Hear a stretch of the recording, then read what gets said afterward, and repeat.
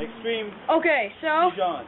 we will now lower Malcolm in a harness So down, innocent. down the side of a building, okay? He has no idea. He has no idea what he's up against.